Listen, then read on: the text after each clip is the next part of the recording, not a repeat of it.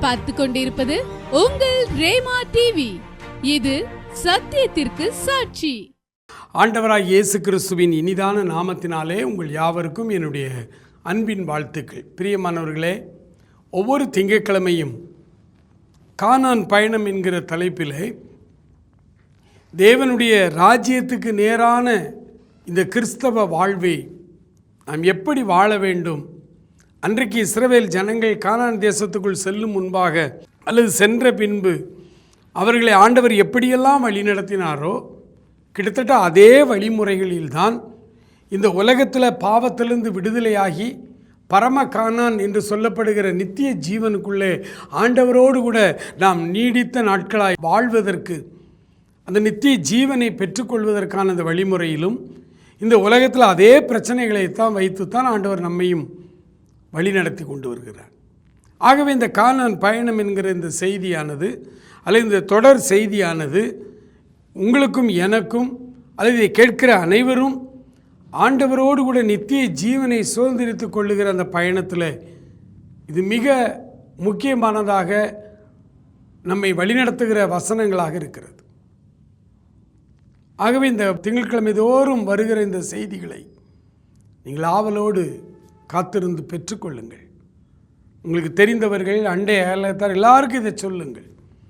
திருச்சபை மக்கள், உங்கள் திருச்சபையில் அத்தனை பேரும் உங்களுடைய ராஜ்யத்துக்கு வரணும் அப்படின்னா அவர்களை இந்த செய்திகளை கேட்க வையுங்கள். அவர்கள் இந்த வார்த்தைகளை கேட்கட்டும். ஆண்டவர் அவர்களோடும் இடைபடுவார், ஆசீர்வதிப்பார். அன்புக்குரியவர்களே, இந்த நாளிலே நம்முடைய தியானத்திற்காக நாம் எடுத்துக்கொண்ட ஒரு வேத வசனத்தை உங்களுக்காக நான் வாசிக்கிறேன். உபாகம புஸ்தகம் 7ஆம் அதிகாரம் 22வது வசனம். அந்த ஜாதிகளை உன் தேவனாகிய கர்த்தர் கொஞ்சம் கொஞ்சமாய் உன்னை விட்டு துரத்துவார். நீ அவர்களை ஒருமிக்க நிர்மூலமாக்க வேண்டாம். அப்படி நிர்மூலமாக்கினால் காட்டு மிருகங்கள் உன்னிடத்திலே பெருகி போகும். ஆண்டவர் யோசுவாட்ட சொல்கிறார். யோசுவா, மோசைக்கு பிறகு யோசுவா தலைவராக இருந்து இந்த ஜனங்களை வழிநடத்தி கானானுக்குள்ளே அழைத்து கொண்டு போகிறார்.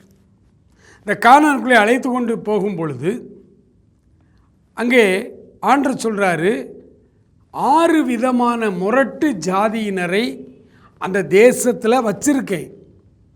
நான் அவங்கள முழுமையாக விரட்டலை, அவங்கள வச்சிருக்கிறேன். அவங்க அங்கே தான் இருக்கிறாங்க. நீ உள்ளே போ. நீ உள்ளே போய் ஒவ்வொரு இடமாய் நீ சுதந்திரிச்சுக்கணும். சண்டை போட்டு நீ வெற்றி பெற்று அவர்களை கொஞ்சம் கொஞ்சமாக துரத்தணும். அது நீ துரத்த முடியாது, நான் தான் துரத்தணும். ஆண்டவர் சொல்கிறார், நான் என்ன பண்ணுவேன்னா ஒருமிக்க ஒரே நேரத்தில் இந்த 6 முரட்டு ஜாதியும் அழிச்சிட்டு இந்த கானான் அப்படியே உன் கையில் கொடுக்கலாம். ஆனால் அப்படி செய்யக்கூடாது. நல்லா கவனிச்சுட்டே வாங்க, அப்படி செய்யக்கூடாது. உபாகமம் 7:22 சொல்லுது, அப்படி ஒருமிக்க அவர்களை நம்ம விரட்டிட்டோம்னா காட்டு மிருகங்கள் உன்னிடத்தில் பெருகி போகும். உன்னால் அதை சமாளிக்க முடியாது. ஆகவே அவர்கள் காட்டு மிருகங்களை அழிச்சுக்கிட்டே இருப்பாங்க. நீங்கள் கொஞ்சம் கொஞ்சமாக உள்ளே போய் சுதந்திரிச்சிட்டே இருப்பீங்க. அவங்க அப்படியே கொஞ்சம் கொஞ்சமாக அவங்கள நான் விரட்டிக்கிட்டே இருப்பேன். அவர்கள் முற்றிலுமாய் விரட்டப்படும் பொழுது அங்கே காட்டு மிருகங்கள் இருக்காது. தேவனுடைய ராஜ்யம் அது, பரலோக ராஜ்யம். பிரச்சனை இல்லாத, கண்ணீர் இல்லாத, கவலை இல்லாத, சண்டைகள் இல்லாத, எந்த விதமான ஏற்றத்தாழ்வுகளும் இல்லாத அந்த நகரம்தான் பரம கானான். அதிசயமான ஒளிமய நாடாம், என் நேசரின் நாடாம், நான் வாஞ்சிக்கும் நாடாம் என்று ஒரு பழைய பாடல் உண்டு. அந்த பாடலை எழுதினவர்கள் தீர்க்க தரிசனத்தோடு அந்த பாடல் எழுதியிருக்கிறாங்க. ஆண்டவருடைய ராஜ்யம் எப்படி இருக்கும்? உயர்வும் இல்லை, அங்கு தாழ்வும் இல்லை, ஏழை இல்லை, பணக்காரன் இல்லை. ஆண்டவர் தான் அங்கே தலைவராக இருப்பார். நம்ம எல்லாம் அவருடைய பிள்ளைகளாக இருப்போம். அங்கே போய் நான் ஊழியக்காரன், நீ விசுவாசி, நான் குருவானவர், நீ சபையார், அதெல்லாம் எதுவும் கிடையாது. அங்கே எல்லாரும் ஆண்டவர் மாத்திரம்தான் தலைவர், நமக்கு மணவாள், நம்ம எல்லாரும் அவருடைய பிள்ளைகள். அங்கே போய் நின்று நான் கேப்டன், நீ வைஸ் கேப்டன், அங்கே ஒரு கமிட்டி, இதெல்லாம் கதைக்காவது. அப்படி இருந்தால் அது எப்படி பரலோகமாக இருக்கும்? அது பரலோகமாக இருக்காது.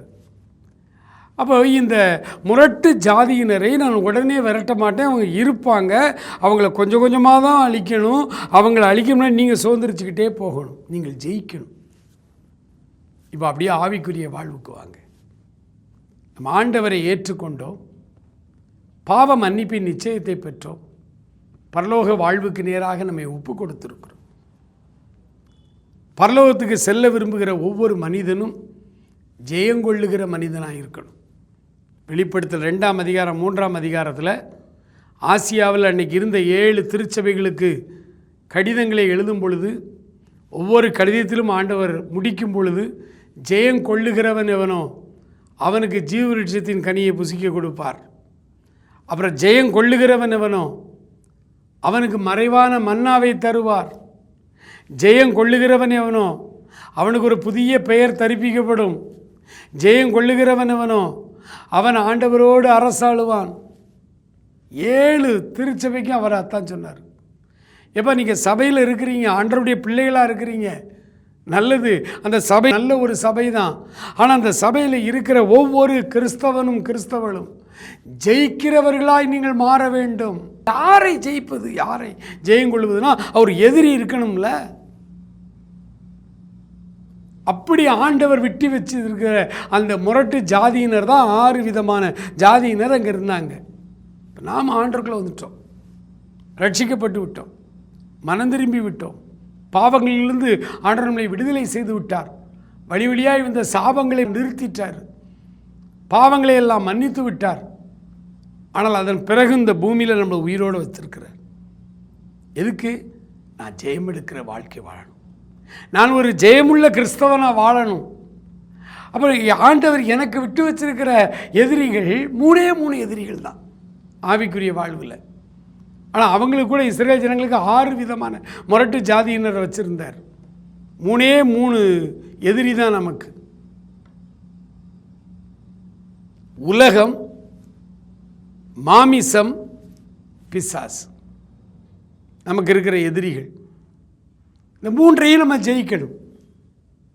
எமிலனே அதனால தான் பாட்டு எழுதுனாங்க, உலகம், மாமிசம், பிசாசு கடியில் அடிமையாகவே பாவி நான் உழன்றேன், நிம்மதி இழந்தேன், தூய்மையை மறந்தேன், மனம் போல அலைந்தேன், ஏமாற்றம் அடைந்தேன்.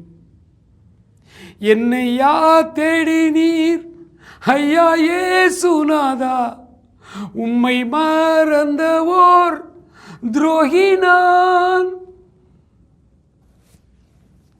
இமலனை பாடினாங்க. என் வாழ்வில் 40 ஆண்டு காலம் நான் ஆண்டவரோடு பயணித்து வருகிறேன். எத்தனையோ முறை முழங்காலில் நின்று இந்த பாடலை கண்ணீரோடு பாடியிருக்கிறேன். ஆண்டவரே, இஸ்ரவேல் மக்களுக்கு 6 விதமான முரட்டு ஜாதியினரை வச்சுருந்தீங்க, அவர்கள் அதை மேற்கொள்ளணும், அவர்கள் அதில் ஜெயம் எடுக்கணும்னு வச்சுருந்தீங்க. எனக்கு இந்த ஆவிக்குரிய வாழ்வில் 3 எதிரிகள் வச்சுருக்கிறீங்க.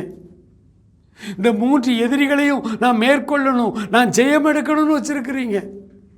ஆனால் பல நேரங்களிலே இந்த 3 எதிரிகளில் ஏதாவது ஒரு எதிரியோடு நான் இணக்கமாக போயிடுறேனே, நான் மறுபடியும் வீழ்ந்து போயிடுறேனே, நான் மறுபடியும் உண்மை விட்டு தூரமாக போய்விடுறேனே.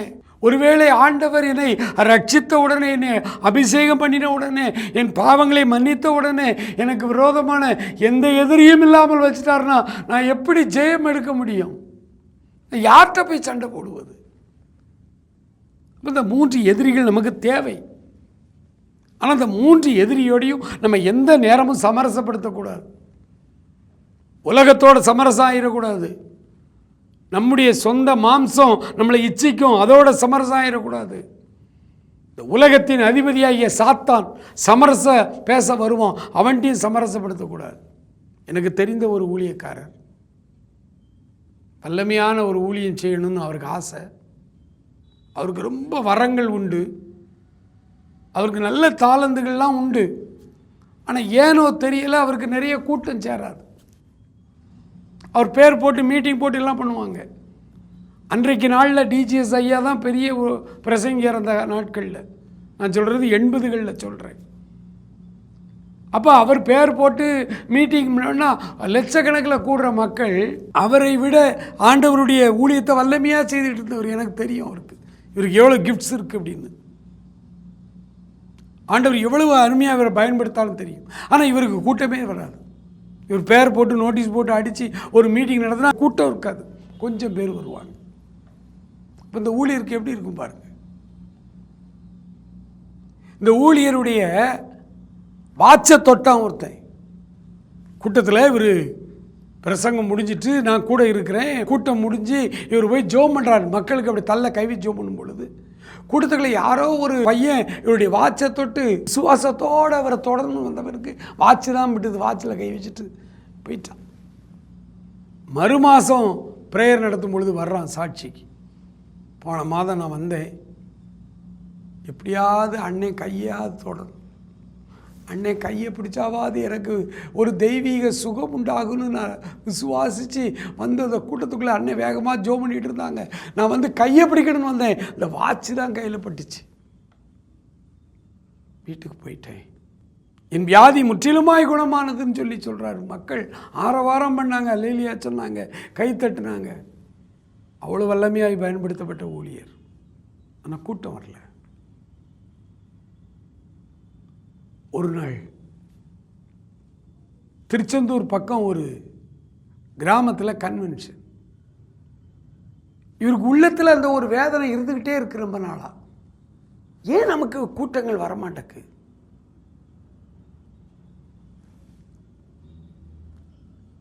அப்போ திருச்செந்தூரில் ஒரு லாட்ஜில் நாங்கள் தங்கி இருக்கிறோம், செபித்து கொண்டே இருக்கிறோம். அந்த கிராமத்துக்கு நாங்கள் போன, அந்த கிராமத்தில் தங்குற வசதி இல்லை, அதனால் இங்கேருந்து நாங்கள் அங்கே போய் தான் ஊழிஞ்சிட்டு நைட்டு வந்துடுவோம். இப்போ இந்த ஊழியக்காரர் ஐயா என்ன பண்ணி நாங்கள்லாம் தூங்கிட்டோம், அவர் ஜோம் பண்ணிகிட்டே இருந்திருக்காரு. கண்களை மூடி ஜோம் பண்ணும்போது திடீர்னு அந்த ரூம் அப்படியே தெரிஞ்சிருக்கு அவருக்கு. விஷன், தரிசனம். அந்த ரூம் அப்படியே தெரிஞ்சிருக்கு. அந்த ரூமில் உள்ள செவுரு, அந்த செவரை பக்கத்தில் தான் முழங்கால் போட்டு இவர் ஜோம் பண்ணிகிட்டு இருக்கிறார். அந்த செவரில் அப்படியே ஒரு திரைப்படம் மாதிரி ஒரு காட்சியை சாத்தான் காமிச்சிருக்கான். செவரில் பார்த்தீங்கன்னா கூட்டம் கூட்டமாக மக்கள், அலை அலையாக மக்கள் வர்ற மாதிரி இருக்கு.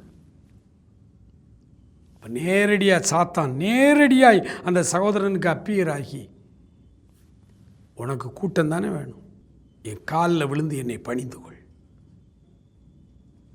உனக்கு இன்னையிலிருந்து கூட்டம் எக்கச்சக்கமான மக்கள் உன்னை பேச்சை கேட்க நான் வர வைக்கேன், லட்சக்கணக்கில் மக்கள் வேணுமா நான் வர வைக்கேன், தேசத்திலே நீ ஒரு பெரிய பிரசங்கியாரா, உன்னை நான் கொண்டு வர்றேன், நீ மாத்திரம் எனக்கு அட்ஜஸ்ட் பண்ணிக்கணும். சமரசம், காம்ப்ரமைஸ். அதிகாலையில் இந்த விஷன் வந்திருக்கு.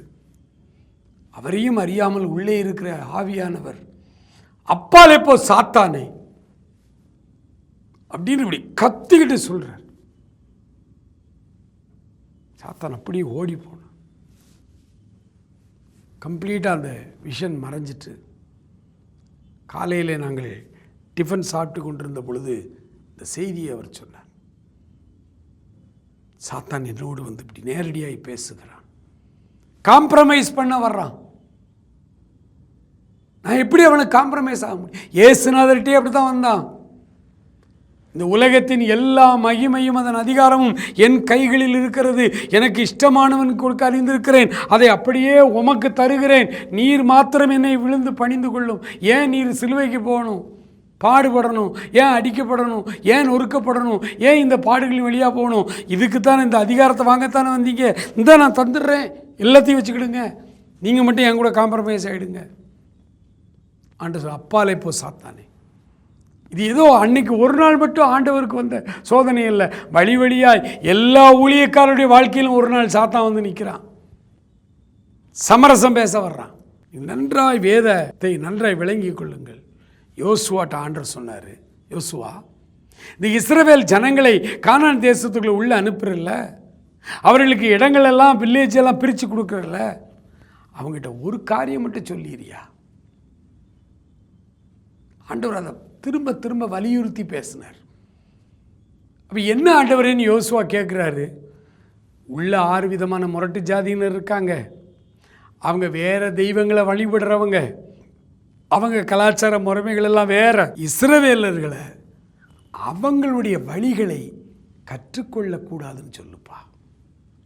அவங்கள மாதிரி டான்ஸ் ஆட வச்சிடாத இவங்களை. அவங்களுடைய வழிமுறைகள் அதை நீங்கள் பின்பற்றக்கூடாது, அவர்களுடைய வழிகளை நீங்கள் கற்றுக்கொள்ளக்கூடாது.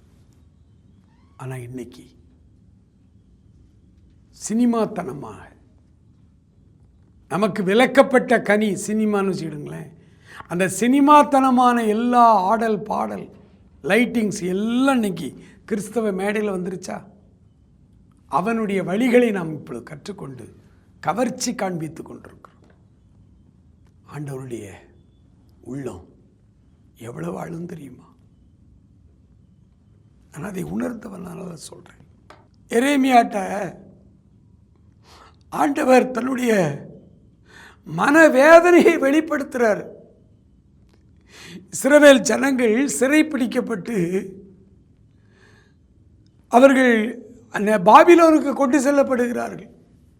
அந்த காலத்தில் இந்த சிறைப்பிடிச்சவங்களை என்ன செய்வாங்கன்னா, பின் கையை கட்டி கழுத்தில் ஒரு வெயிட்டை வச்சு இப்படி குனிஞ்சி அப்படியே நடந்து போகணும். வரிசையாய் அங்கேருந்து பாபிலோனுக்கு அவங்க எல்லாரும் புறங்கையை கட்டி அவன் அந்த அகதிகளை கொண்டு போகிற மாதிரி அப்படியே அவங்கள கஷ்டப்படுத்தி இப்படி நடத்தி கொட்டிட்டு வர்றான். அது கடவுளின் ஜனம். சிறுவேல் தப்பு செய்தான், ஆண்டவர் அவனை பாபிலோனுக்கு ஒப்பு கொடுத்தாரு, அதெல்லாம் கரெக்டு, நீதியாக நடக்கிறது. ஆனால் மறைவிடங்களிலே ஆண்டவருடைய ஆவியானவர் கூடவே போகிறார். எரேமியாட்ட சொல்கிறாரு, எப்பா இந்த மக்கள் தப்பு செய்து இப்படி சிறையிருப்புக்கு போகும் பொழுது மறைவிடங்களிலே என் ஆவி துக்கிக்கிறது. 200 வருடங்களுக்கு முன்னால் தமிழ்நாட்டில் சுவிசேஷத்தை அறிவித்து திருச்சபைகளை உருவாக்கி பள்ளிக்கூடங்களை உருவாக்கின பரிசுத்தவான்கள் கனம் ரேனியஸ், கனம் ராக்லண்ட், கனம் கால்டுவெல், கனம் சார்ஜென்ட், இவர்கள் எல்லாரும் ஒருவேளை இன்றைக்கு உயிரோடு வந்து இந்த பாளையங்கோட்டையிலே வந்து நின்று இன்றைக்கு இருக்கிற அவர்கள் உருவாக்கின சபைகளை பார்த்தால் அவர்கள் என்ன செய்வார்கள்? அழுவாங்க. ஐயோ, இதற்காகவா நாங்கள் கிறிஸ்தவத்தை ஸ்தாபிக்க இவ்வளோ பாடுபட்டோம், தியாகமாய் வந்து இந்த ஊரில் ஊழியம் செய்தோமே, இப்படி இவர்கள் அடித்துக் கொள்வார்கள் என்றால் நாங்கள் திருச்சபைகளையும் பள்ளிக்கூடங்களையும் உருவாக்கி கொடுத்தோம். அப்பாயின்மெண்ட், டிரான்ஸ்ஃபர், எல்லாவற்றிலும் கரப்ஷன், ஊழல். ரேனியஸ் இன்றைய நம்முடைய திருச்சபை இருக்கிற ஊழலை பார்த்தால் இரத்த கண்ணீர் வடிப்பார். ஏனென்றால் அது ஆண்டவருடைய குணம். ஒரு பக்கம் அது ஆண்டவருடைய பிள்ளைகள், ஆண்டவர் தன்னுடைய நீதியை எங்கே நிலைநாட்டிய, தாம் பிள்ளையாக இருந்தாலும் தப்பு பண்ணால் எதிரிகள்கிட்ட அடிமையாக தான் கொடுக்கணும், வேறு வழி கிடையாது. இன்னொரு பக்கம் என் பிள்ளை இல்லை, இதுக்காகவா இவனை அபிஷேகம் பண்ண, இதற்காகவா? அவருடைய ஆவி மறைவிடங்களில் துக்கிக்கிறது அப்படின்னு எரேமியாட்ட சொல்கிறார். இன்னொரு காட்சியை பாருங்க. சிம்சோன் தேவனால் முன்குறிக்கப்பட்டு அழைக்கப்பட்ட ஒரு தேவ மனிதர் பாவம் செய்து அந்த மக்கள் கைகளிலே அகப்பட்டு அந்த பெலிஸ்தர்கள் அவருடைய கண்கள் ரெண்டையும் குருடாக்கி, அவ்வளோ பெரிய வீரர், ஒட்டையடித்து அவனை ஒரு ஆடிட்டோரியத்தில் கொண்டு வந்து ஒரு கோமாளி மாதிரி, ஒரு பஃபூன் மாதிரி அவனை அங்கே கேலி பொருளாய் வைத்து அவன் அவர்களுக்கு வேடிக்கை காட்டி கொண்டிருந்தான். அந்த ஆடிட்டோரியத்தில் ஆவியானவர் நின்று தன் பிள்ளையை பார்த்திருப்பார் அல்லவா, அவருக்கு எவ்வளவு அழுகை வந்திருக்கும். ஐயோ சிம்சோன், உன்னை இதற்காகவா நான் உருவாக்கினேன், உன்னை இதற்காகவா நான் படைத்தேன், இந்த ஆடிட்டோரியத்தில் இந்த புறவினத்தாருக்கு மத்தியில் ஒரு பஃபூன் மாதிரி ஆடிக்கிட்டு இருக்கியப்பா, ஒரு பஃபூன் மாதிரி வேடிக்கை காட்டி கொண்டு இருக்கிறியே. இதுக்காகவா உன் கையில் ஊழியத்தை கொடுத்தேன்? இதுக்காகவா உனக்கு நான் பாடல் கொடுத்தேன்? இதுக்காகவா? இன்றைக்கு அநேக மேடையிலே கோமாளியை போல துள்ளி துள்ளி ஆடிக்கொண்டிருக்கிற, கோமாளியை போல புகை போட்டுக்கொண்டு லைட்டை போட்டுக்கொண்டு ஆடுகிற இன்றைய ஊழியர்களை பார்த்து அவர் அப்படித்தான் துக்கித்துக் கொண்டிருக்கிறார். இதுக்காகவா உன்னை படைத்து, இதுக்காகவா உன்னை ரட்சிப்பின் அனுபவத்துக்குள்ள கொண்டு வந்து? கண்பான ஆண்டவருடைய பிள்ளைகளே, நம் இந்த காரியத்தில் ரொம்ப கவனமாக இருக்கு. புத்தி உள்ள மகன் தன் தகப்பனை சந்தோஷப்படுத்துகிறான். நீங்கள் புத்தி உள்ள மகனாக இருந்து உங்களுடைய தகப்பனாகிய ஆண்டவராகிய இயேசு கிறிஸ்துவை சந்தோஷப்படுத்துகிற மகனாய் நீங்கள் இருக்கணும். அப்படின்னா இந்த உலக கலாச்சாரம், இந்த உலக வழிபாடுகள், இந்த உலகத்தாருடைய சினிமாத்தனமான இந்த காரியங்கள் நம்முடைய ஊழியங்களை விட்டு முற்றிலுமாய் அகற்றப்பட வேண்டும்.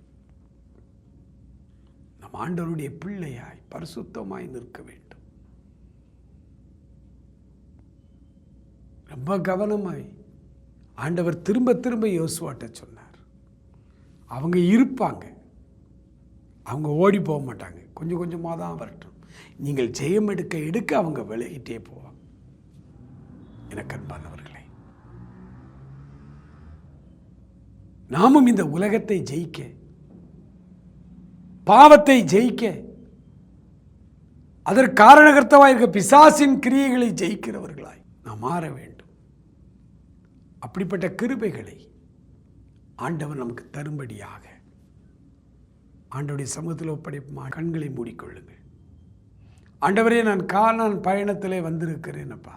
காடானாலும் மேடானாலும் கர்த்தரின் பின்னே போக துணிந்தேன், சாரோ நின் ரோஜா இவ. ஆண்டவரே, இந்த கானான் பயணத்திலே வருகிறேன். நான் ஜெயமெடுக்கிறவனாய் என்னை ஒப்பு கொடுக்கிறேன். எனக்கு இருக்கிற 3 எதிரிகளை நான் இனம் கண்டு கொண்டேன். இந்த 3 பேரையுமே நான் எதிரியாகவே பாவித்து நான் ஒரு நாளும் அவர்களுக்கு இணக்கமாய் இருந்து விடாதிருக்க உதவி செய்யும். ஆசீர்வதியும், காத்துக்கொள்ளும், வழி நடத்தும்.